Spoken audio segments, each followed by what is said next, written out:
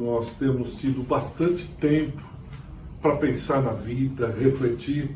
Com essa quarentena, a vida parece que parou, num certo sentido, e está tendo muito espaço para que a gente possa pensar, refletir acerca da vida. Eu, particularmente, tenho pensado muito, refletido em cima da brevidade da vida.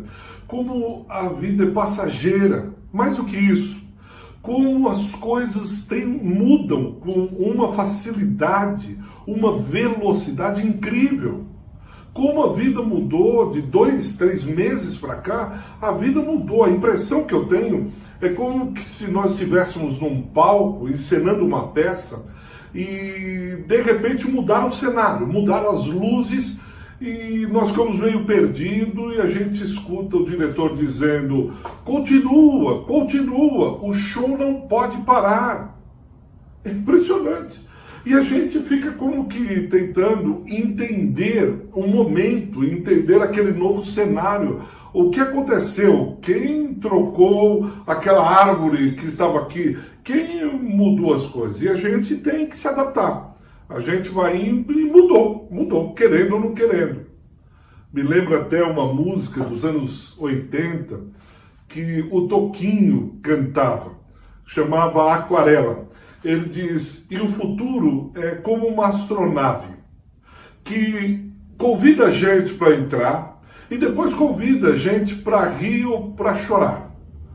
O futuro é essa astronave que a gente entra e depois leva a gente para certos lugares, e aí vem e convida a gente para rir e para chorar. E por que eu estou falando essas coisas? Há um personagem bíblico que ele é expert em mudanças. Ele passa por cenas diferentes o tempo todo. Ele está lá no livro de Reis, 1 Reis, capítulo 17. Ele chama Elias, o tesbita. Ele entra em cena já profetizando em Israel. Ele entra dizendo que por 3 anos e 6 meses não haveria chuva em Israel. E aí Deus o tira de cena e o manda para outro lugar. Ele vai lá para o Querite, vai beber água de um ribeirão e vai ser alimentado por corvos. Os corvos trariam carne para Elias, para que Elias comesse, se alimentasse. Mas quando ele está lá, o rio seca e ele é obrigado a mudar de cena novamente. Agora ele vai para Sarepta. E ele vai ser alimentado não por corvos, mas por uma viúva pobre, com o seu único filho. E a viúva não tem como alimentar Elias, o profeta, e ela faz o último bocado de pão, ele come, mas há um milagre. Deus multiplica o celeiro daquela viúva. Mas parecia que ele estava se acostumando. O filho morre, muda a cena de novo. O filho daquela viúva morreu e ele ora e o filho é ressuscitado. E aí a viúva diz uma palavra muito bonita para ele, diz: agora eu vejo que Deus é com a sua vida, você realmente é profeta, você é boca de Deus, a palavra de Deus está com você realmente. Parece que as coisas iam andando, mas muda de novo, e um cenário completamente diferente, completamente antagônico àquele da viúva pobre. Ele agora vai para o campo de batalha. Ele vai lutar, batalhar, guerrear com 450 profetas de Baal que serviam a casa de Acabe, o rei, de sua esposa Jezabel. E ali é uma batalha épica.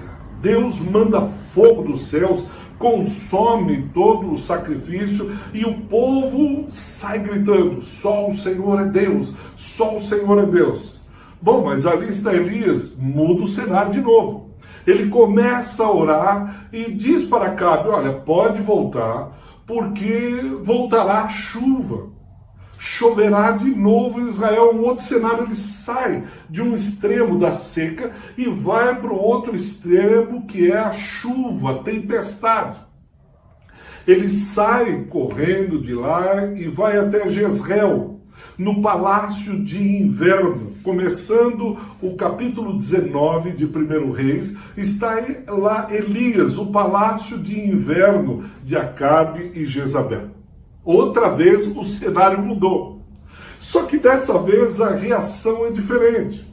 Eu fico imaginando, depois de todo esse tempo, depois de todas essas mudanças, depois de tudo isso que aconteceu na vida de Elias, ele está agora diante do palácio, talvez a cabeça dele passasse o seguinte pensamento: bom, agora eu já venci os profetas de Baal, agora o pessoal viu que Deus é comigo, tanto a viúva pobre viu como Deus me usou, assim como Acabe estava lá quando ele combatia, lutava contra os profetas de Baal.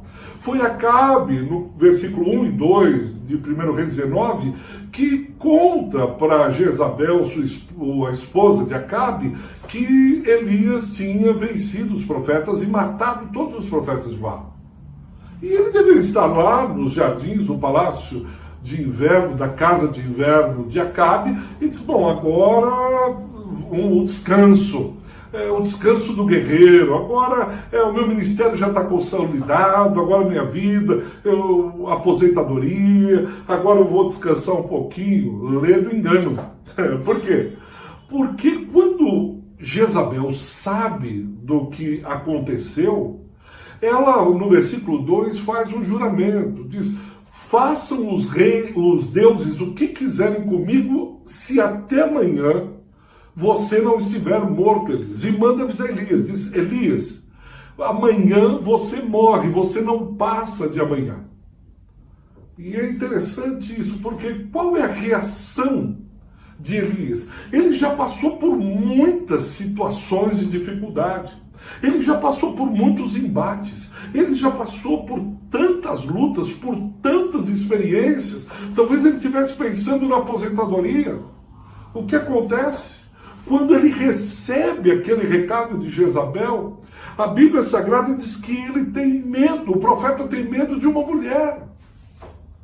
Elias, mas o que está acontecendo com você? Como você agora ficou apavorado por causa do recado de uma mulher? Se ela quisesse, ela que viesse aqui e te matasse, porque agora você está com medo. Mas ele tem essa reação. E isso eu acho maravilhoso demais. Eu vou explicar por quê. Porque a Bíblia Sagrada não esconde os sentimentos, não deixa oculto aquilo que se passa no coração do homem, até mesmo de um grande profeta como Elias, que passou por tantos cenários, mas nesse em específico, ele está morrendo de medo, a ponto de fugir. Ele fica tão apavorado que ele corre e vai para o deserto. Que interessante, que reação estranha, que reação inesperada. Mas sabe de uma coisa? É uma reação perfeitamente humana. É isso que eu acho bonito. Elias é um profeta de carne e osso. Você sente medo? Eu também. Você tem reações humanas? Bem-vindo ao clube dos humanos. Eu também tenho medo, eu também tenho reações humanas, eu também tenho sentimentos adversos, etc. O problema, então, não é se nós vamos ter medo, se nós vamos ter sentimentos que são peculiares à raça humana. A questão principal, a pergunta certa a se fazer é como reagiremos a essas mudanças constantes de cenário que a vida nos apresenta.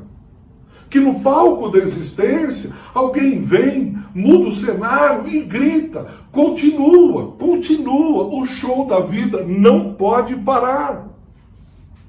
E veja então a reação de Elias. Ele tem medo e sai correndo, foge. No versículo 5, quando ele chega lá no deserto, ele pede a morte. Ele não tem uma reação primeira, por exemplo, de orar, de clamar a Deus e diz: Senhor, o que está acontecendo? Essa mulher quer me matar.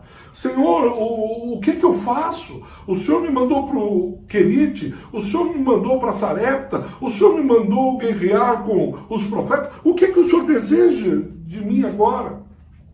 É que esses sentimentos, eles têm a capacidade de atrapalhar, de trazer confusão à nossa vida, à nossa alma. Se não, vejamos, Elias, ele foge porque ele teme a própria vida.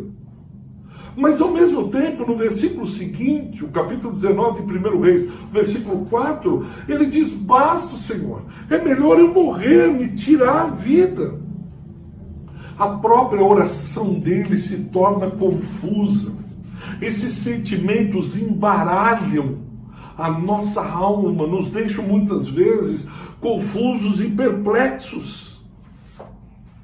Isso em relação à nossa oração, em relação à nossa vida, em relação à existência. Por 4 vezes, o livro de Reis apresenta Elias orando. O primeiro, ele ora pela ressurreição do filho. Depois, ele ora pedindo para que caísse fogo do céu. Depois, ele ora para que viessem, retornassem as chuvas. E por fim, ele faz essa oração. Uma oração confusa, uma oração de alguém que está com seus sentimentos embaralhados.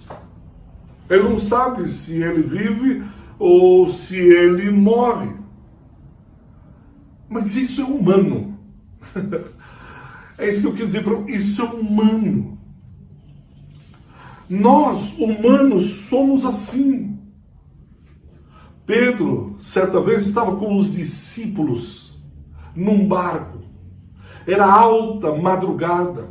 As tempestades começam a assolar o barco. Eles estão apavorados. Começa a se aproximar um vulto, uma figura. Eles temem, eles ficam com muito medo, começam a gritar, achando que era um fantasma. Quando se aproxima mais, eles veem que é Jesus. E Jesus diz: por que vocês estão aterrorizados? Por que vocês estão com medo? Aí parece que eles vão sossegar, mas aí Pedro tem um arrojo. Pedro, Mateus 14, diz que ele de alguma maneira vem e diz: Senhor, se tu mesmo faz com que eu também ande pelas águas, eu também quero andar pelas águas. Que coisa linda, é isso mesmo. Jesus diz: vem.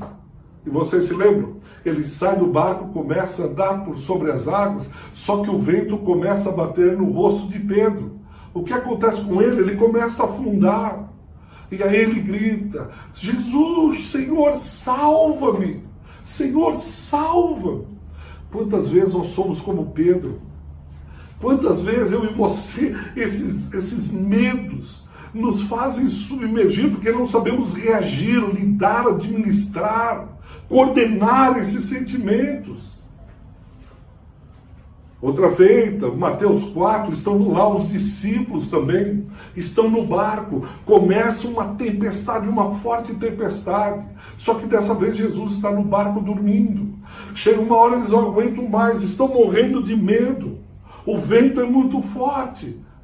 Eles acordam Jesus e dizem: Senhor, não se te dá que morramos, Senhor, eles estão apavorados, livra a gente dessa tempestade. O Senhor acorda, se levanta, acalma os ventos e as tempestades e pergunta para eles: por que vocês estão com medo, com tanto medo assim? Veja, a questão é: por que vocês não reagem? Vocês não estão vendo que eu estou no barco? Quantas vezes eu e você somos discípulos? Veja se você entende isso. Nós somos discípulos. Nós vamos sentir esses sentimentos, mas isso faz parte da caminhada. Isso faz parte do discipulado. E por que você sente o medo? Simplesmente porque você é humano. Simplesmente porque você é como Elias, gente de carne e osso, gente que está sendo discipulado, gente que está aprendendo a lidar com os seus sentimentos, gente que olha para dentro de si e começa a perceber que certos sentimentos não valem a pena dar tanta importância, outros nós temos que admitir, e assim por diante. Por que eu estou insistindo nesse ponto com você, meu irmão? Você, minha irmã. Porque parece que o problema não é sentir isso, como eu disse, mas como vamos reagir a isso. Esses sentimentos fazem parte da nossa história, fazem parte da nossa caminhada. E eu estou insistindo nesse ponto, porque nesse período de pandemia, de assombro que nós estamos passando, eu tenho visto várias reações. Há alguns que eles negam isso. Não, está tudo bem, não existe nada, esse demônio do vírus vai sumir, não, eu não tenho medo, eu sou... Ele age como um super-herói, como um super-crente, como um Superman gospel. Ele nega completamente a realidade. Ele não se permite sentir medo, não, nada vai acontecer comigo, eu já orei. Uma vez conversando com o irmão, estava no auge, no pico da dengue, ele disse, não, se vier um mosquito aqui da dengue, eu repreendo, mando fogo e o mosquito cai aqui na minha frente. Eu fiquei olhando, então alguns negam e outros vão para a fantasia. Eles sufocam a alma deles, não permitindo que a alma deles sinta sentimentos, tenha sentimentos humanos. Ou ele nega, ou ele vai para o mundo da fantasia.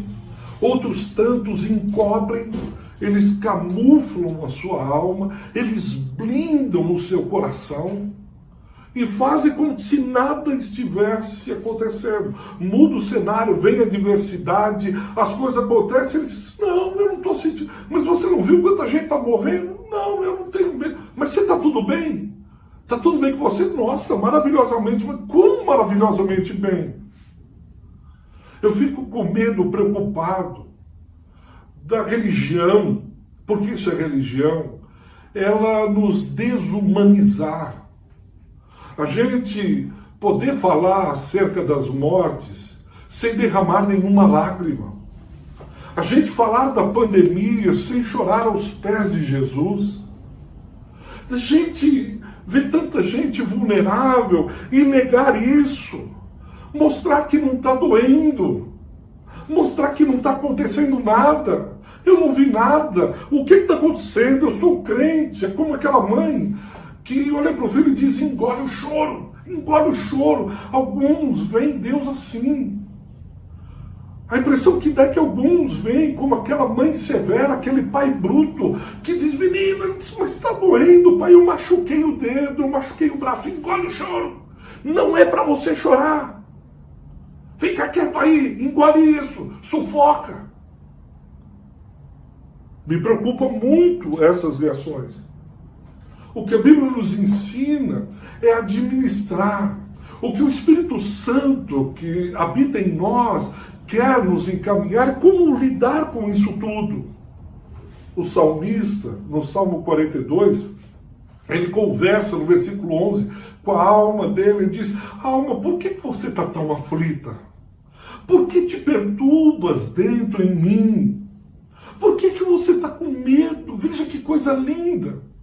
Ele não põe o dedo em riste na alma dele e diz, quem que você pensa que é? Você é filha do rei, você não pode sentir medo, você não pode se sentir perturbada, você não pode ficar aflita, você é isso, você... Não. Ele diz, alma, por que te afliges? Por que está perturbada dentro de você? Põe a sua esperança em Deus, pois ainda o louvarei. Espere em Deus, confie em Deus, confie no teu Salvador, confie que Deus trará providência. Veja, ele dialoga, ele trata a alma dele com carinho, com ternura. Ele trata a alma dele, entendendo que esse sentimento é assim mesmo. Mas veja como Elias reage. No versículo 5, ele dá um basta, chega, basta. Ele vai para o deserto e vai para debaixo de um zimbro, um pequeno arbusto do deserto, e ele chega lá exausto. Um homem, um profeta da estatura de Elias, completamente confuso, porque ele foge, temendo pela própria vida, mas no versículo seguinte ele pede a morte. É como se nós pudéssemos falar assim, Elias, por favor, se você quisesse morrer realmente, você não viria aqui, era só você ter ficado lá junto de Jezabel, no dia seguinte você estaria morto. Talvez uma das saídas que nós poderíamos compartilhar com Elias, e que eu queria que você entendesse, compreendesse isso, é que nesses momentos de adversidade e mudança de cenário, faça um exercício, reconte a sua história, traga à lembrança aquilo que pode lhe trazer esperança, como diz Lamentações 3:22. Faça um reconto de como Deus tem guiado, tem conduzido você, a maneira como Deus tem levado você, trazido você até aqui. Sabe por quê? Nós temos a capacidade de transformar a vida num pequeno momento, numa quarentena, em 6 meses, um semestre, num ano. Só que a vida é bem maior do que um momento. A vida é infinitamente maior do que um simples momento. Se Elias, ao invés de reagir da maneira que ele reagiu, fugindo, apavorado, querendo morrer, querendo viver, deixando a confusão se instalar-se na alma dele, se ele pudesse fazer só um exercício de memória, ou se eu e você pudéssemos colocar Elias aqui sentado e dizer: Elias, me diz uma coisa, quem é que te chamou lá no capítulo 17, versículo 1, pedindo para você profetizar? Ora, foi Deus, pois é. Depois, quem te alimentou? Quem que mandou os corvos e levou alimento? Foi Deus. Era impossível, era, mas você morreu de fome? Não, pelo contrário, tinha carne todo dia. Os corvos eram muito fiéis, eles traziam regularmente. Excelente garçom. Pois é, Elias. Elias, lá a viúva pobre, ela não tinha nada. Era pobre, pobre, muito pobre. E você comeu todos aqueles dias? Comeu. Quem que foi o provedor? Foi Deus. Elias, quem é que ressuscitou o filho da viúva quando ele morreu? Realmente foi Deus. Então, quem venceu os 450 profetas de Baal, Elias? Quem mandou a chuva voltar, pelo amor de Deus, Elias? O que você está fazendo? Quantas vezes nós somos Elias? Nós nos apavoramos, corremos, etc., porque não conseguimos reagir, relembrando a história que nós temos com Deus. Essas situações adversas, fantasmagóricas, como foi para os discípulos, são ensinamentos de Deus. Nós temos que tirar lições dessas mudanças de cenário, perguntando: Senhor, o que é que o Senhor quer me ensinar aí? Mas eu vou enfrentar isso, relembrando tudo que o Senhor fez por mim, todas as tuas misericórdias, todas as tuas provisões. Eu quero me lembrar da tua bondade, como salmista. O Salmo 42, espere em Deus, confie em Deus, pois Ele ainda o livrará. Se nós pudéssemos sentar com Elias e dizer: Elias, me diga uma coisa, qual é a sua verdadeira história? E eu queria perguntar para você que está nos assistindo, qual é a sua verdadeira história? Porque às vezes a morte, o sofrimento físico, a falta de trabalho, uma guerra familiar, algo que está acontecendo, qual que é a sua história? Como foi que você chegou até aqui? Nós ficamos como Elias, confusos, com medo, etc. E reagimos de maneiras complicadas, porque Deus não mandou Elias para o deserto. Elias se meteu num deserto que não era para ele se meter. Ele correu para aquele deserto porque ele se dirigiu para lá. E quando ele chega exausto. E uma coisa linda, outra coisa que nós precisamos perceber em nós, que é muito interessante, leia com cuidado. Sabe o que ele faz? Ele dorme, ele cai num profundo sono. Isso também é humano. Nem tudo é espiritual. Nem tudo se resolve no céu. Elias, você está cansado, você saiu de batalha, você saiu de diferentes cenários, você combateu muita gente, aquela mulher ficou falando, queria te matar, isso tudo exaure, cansa a gente. O que você precisa, Elias, talvez é dormir. O que você precisa é descansar. como você fez lá no versículo 5. E aí, o que é bonito demais, eu estou vibrando muito com esse texto, Deus falou muito comigo sobre esse texto, porque Deus não desistiu daquele profeta. Ele entendeu a humanidade de Elias, ele entendeu que Elias estava cansado, ele entendeu que Elias batalhou muito. O que ele faz? Ele manda um anjo, não com uma espada, para cortar a cabeça de Elias. Sabe o que ele faz? Ele vai, o anjo acorda, e ao invés de uma espada no escudo dizendo, seu vagabundo preguiçoso, seu profeta de Araque, você deveria estar trabalhando. Sabe o que ele faz? Ele acorda e diz, Elias, dá licença, acordou? Vem cá, tem um banquete, prepara pão, prepara água. Eu fico imaginando que mesa bonita.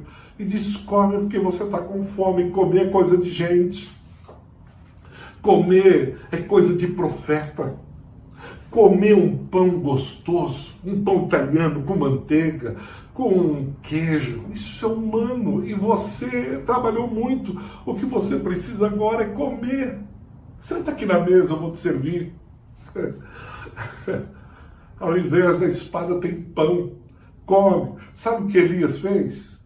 Bebeu, comeu, aí foi trabalhar? Não. Leia lá. Ele dormiu de novo. Bebeu, comeu e dormiu. Gostoso. Aí agora você deve estar pensando, bom, agora o anjo deu o decreto final. Agora o anjo vai acabar com ele. Agora Deus vai mandar um raio na cabeça desse profeta.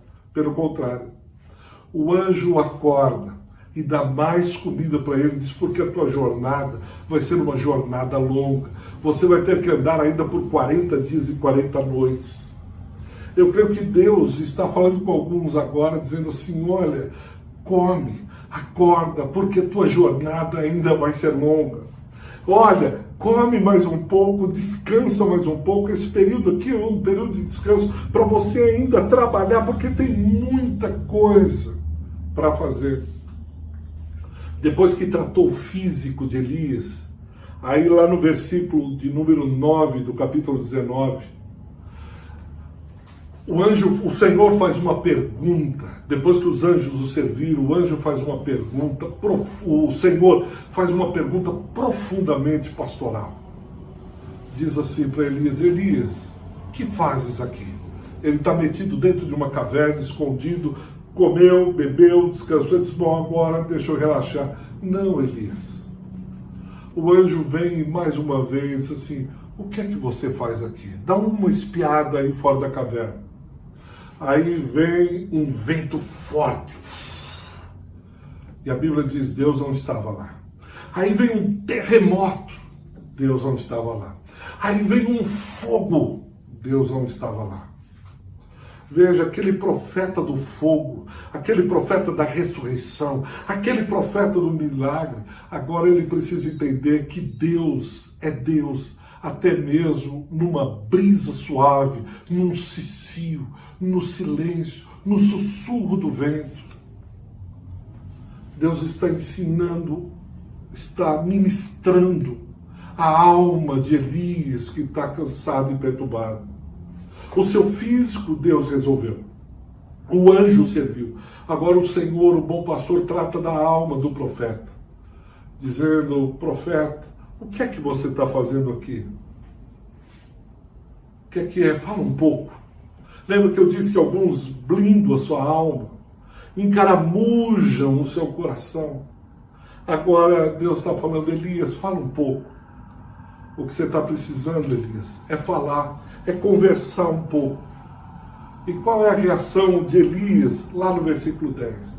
Ele diz, Senhor, espera um pouquinho, o Senhor sabe que eu sou dedicado ao teu serviço, Senhor, tu sabes que eu não te decepcionei em nenhum momento, o teu povo deixou a aliança, largou os teus caminhos, eles derrubaram os teus altares, eles mataram os teus profetas, a espada, e por fim, Senhor, eu fiquei sozinho. Deus deixa ele falar. Deus diz assim, Elias, você está precisando desabafar. É como se no meio do deserto Deus colocasse um divã e dissesse: Elias, deita um pouquinho no divã, sentasse num confortável sofá e diz: fala um pouco do teu coração, fala um pouco da tua alma. Elias vai e desabafa tudo o que aconteceu, dá minuciosamente cada detalhe, mas aí no versículo de número 13, depois que ele despejou, Deus diz: Elias, agora vem para fora, sai da caverna da autocomiseração, sai do teu mundinho um pouco, sai da caverna. Qual caverna que você está intocado? Qual caverna que você tomou o caminho, ficou lá escondidinho e diz: aqui eu não saio? Talvez o teu corpo seja essa caverna. A tua alma está encavernada dentro de você mesmo. Estou usando uma metáfora, uma alegoria, mas é isso, você está intocado. E você precisa falar um pouco, e depois disso, Deus chama de novo e diz: espera aí, Elias, vem cá. Eu falei com você através do sussurro, do cicilo, da brisa suave. Mas o versículo 13, ele pergunta, ele provoca de novo Elias. Ele diz: Elias, que fazes aqui? Sai e diz: o que você faz aqui? Sabe o que Elias faz? Ele presta o relatório de novo. Olha, eu tenho sido fiel, o teu povo tem deixado aliança, eles derrubaram os teus altares, eles largaram a tua aliança, e agora eu estou sozinho. Só eu fiquei. Eu penso que Deus olhou para ele e diz: Elias, quem está te pedindo o relatório? Eu não estou dizendo o que você está fazendo. Eu não estou pedindo contas da tua obra. Eu não estou pedindo as notas fiscais. Eu não estou pedindo as câmeras de segurança para saber onde você foi, o que você fez. Elias, eu estou querendo saber da sua alma. Meus irmãos, eu creio que Deus hoje quer saber acerca da sua alma. Ele não está pedindo relatório para você. Ele não está pedindo prestação de contas. Ele não é um gerente sentado numa mesa com uma cara carrancuda, olhando para você e diz: onde estão os relatórios?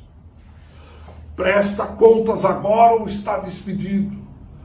O bom pastor, o Senhor Jesus, o Deus bondoso, está dizendo: Elias, como é que está a tua alma? Como que estão os teus medos? E é interessante que parece que aí Elias entende. E Deus diz: eu vejo a tua solidão. Eu entendo que você está sozinho, então você vai ungir agora a Eliseu. Eliseu vai ser o teu companheiro de caminhada. Olha, eu vou pôr uma pessoa para estar do teu lado. Você já falou comigo, mas você é gente de carne e osso, você é um profeta humano. Você precisa falar um pouco com outros. Você precisa de um amigo de jornada. Você precisa de um companheiro de caminhada. Pois eu vou levantar Eliseu. Você vai ungir Eliseu. E acho que na cabeça de Eliseu ele diz: graças a Deus, porque agora eu passo o bastão, porque eu já cheguei numa idade que eu tenho que descansar, eu tenho que ficar mais quietinho. Ele diz: não falou naquele momento. Mas ele diz: tem mais 17 anos até que Eliseu possa assumir o seu lugar. Você ainda tem mais 17 anos para trabalhar, ainda não acabou. Mais do que isso, Elias, você não está sozinho, não. Há 7.000 homens que não dobraram o joelho a Baal. Há 7.000 homens fiéis. Há 7.000 homens que eu reservei para mim. Você não está sozinho. Isso é besteira, isso é bobagem. Isso é coisa da tua cabeça. Há muita gente ainda que está batalhando. Saiba disso. Há muita gente que está batalhando na causa de Cristo.